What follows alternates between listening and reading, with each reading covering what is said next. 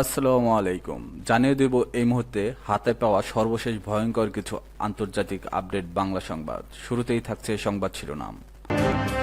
শুরুতেই জানিয়ে দেব সংবাদ সম্মেলনে ট্রাম্প পুতিন জানালেন অগ্রগতি। সর্বশেষ থাকছে পুতিনকে নিজের গাড়িতে ডেকে নিলেন ট্রাম্প।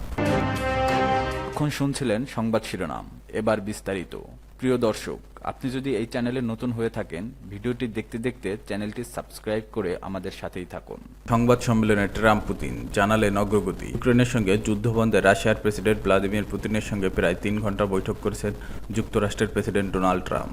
যুক্তরাষ্ট্রের আলাস্কা অঙ্গরাজ্যের অ্যাঙ্করেজ শহরে এলেমটর্প রিচার্ডসন সামরিক ঘাঁটিতে শুক্রবার দীর্ঘ এই বৈঠক হয়।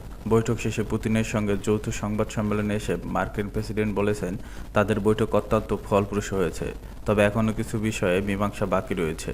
ট্রাম্প আরও বলেন, পরবর্তী সময়ে অগ্রগতি অর্জনের জন্য আমাদের খুব ভালো সুযোগ রয়েছে। মার্কিন প্রেসিডেন্ট জানান তিনি এখনও ইউক্রেনের প্রেসিডেন্ট ভ্লাদিমির জেলেনস্কি ও ন্যাটো মিত্রদের সঙ্গে কথা বলবেন। চুক্তি শেষ পর্যন্ত তাদের উপর নির্ভর করবে এবং তাদের সম্মত হতে হবে। চুক্তি না হওয়া পর্যন্ত কোনো চুক্তি নেই উল্লেখ করে ট্রাম্প বলেন, ব্যাপক অগ্রগতি হয়েছে কিন্তু আমরা তা সেখানে পেলাম না। যৌথ সংবাদ সম্মেলনে রাশিয়ার প্রেসিডেন্ট পুতিন বলেন, ইউক্রেন যুদ্ধ বন্ধের বিষয়ে তিনি আন্তরিকভাবে আগ্রহী। এই যুদ্ধকে ট্র্যাজেডি হিসেবে উল্লেখ করে তিনি বলেন, যুদ্ধবন্ধের জন্য এই যুদ্ধের মূল কারণগুলো নিরসন করতে হবে। বৈঠকে আলোচনার কেন্দ্রে ইউক্রেন সংঘাত ছিল জানিয়ে রুশ প্রেসিডেন্ট বলেন, একটি স্থায়ী ও দীর্ঘমেয়াদী সমাধানের জন্য আমাদের এই সংঘাতের মূল কারণগুলো নির্মূল করতে হবে। তবে মূল কারণগুলো বলতে কী বুঝেছেন তা বিস্তারিত তিনি উল্লেখ করেননি। ভ্লাদিমির পুতিন বলেন, ইউক্রেনীয় ও ইউরোপীয়রা শান্তিপ্রিয় বা শান্তি প্রক্রিয়ায় বাধা না দেওয়ার পথ বেছে নেবেন বলে আশা করেন তিনি।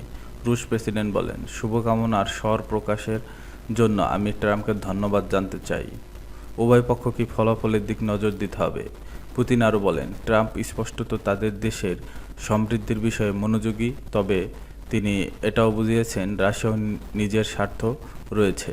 পুতিনকে নিজের গাড়িতে ডেকে নিলেন ট্রাম্প। লাল গালিচায় করমর্দন, সৌজন্য কথাবার্তা, শুভেচ্ছা বিনিময় ও ছবি তোলার পর ট্রাম্প ও পুতিন গাড়িতে ওঠার জন্য যাচ্ছিলেন।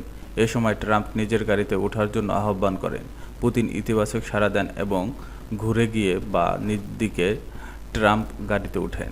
আলাস্কার এলমেনডর্ফ রিচার্ডসন সামরিক ঘাঁটির টারমাকে ট্রাম্প ও পুতিনের জন্য আলাদা দুটি গাড়ি অপেক্ষা করছিল। পুতিনের জন্য রাশিয়ার নিজস্ব কোম্পানির তৈরি অরাজ লিমোজিন, ট্রাম্পের গাড়ি দ্য বিস্ট, এটি একটি মার্কিন প্রেসিডেন্টের ব্যবহারের গাড়ি। বিবিসির প্রতিবেদনে বলা হয়েছে, ইউক্রেন যুদ্ধ নিয়ে আলোচনার জন্য আলাস্কার বৈঠকে বসেছেন মার্কিন প্রেসিডেন্ট ডোনাল্ড ট্রাম্প ও রাশিয়ার প্রেসিডেন্ট পুতিন।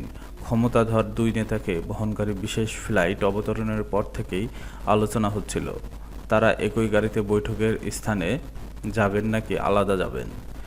সর্বশেষ সব জল্পনা উড়িয়ে একই গাড়িতে চড়ে বসলেন ট্রাম্প ও পুতিন। এর মধ্য দিয়ে দুই শক্তিধর দেশের প্রেসিডেন্ট একই গাড়িতে ওঠার বিরল দৃশ্য দেখল বিশ্ব। বহুল প্রতীক্ষিত ইউক্রেন যুদ্ধ বন্ধে আলাস্কার রুশ প্রেসিডেন্ট ভ্লাদিমির পুতিন ও যুক্তরাষ্ট্রের প্রেসিডেন্ট ডোনাল্ড ট্রাম্পের বৈঠক শুরু হয়েছে স্থানীয় সময় সকাল 11টায়। 3.5 বছরেরও বেশি সময় ধরে চলা ইউক্রেন রাশিয়ার যুদ্ধ বন্ধে এই সাক্ষাতের প্রধান লক্ষ্য।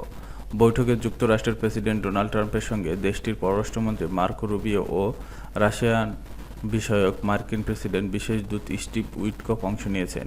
অপরপক্ষে রুশ প্রেসিডেন্টের সঙ্গে দেশটির পররাষ্ট্রমন্ত্রী সের্গেই লাভরভ ও রুশ প্রেসিডেন্টের পররাষ্ট্র বিষয়ক উপদেষ্টা ইউরি ওজাকভ বৈঠকে অংশ নিয়েছেন। তৃতীয় ঘণ্টায় ট্রাম্প পুতিনের বৈঠক।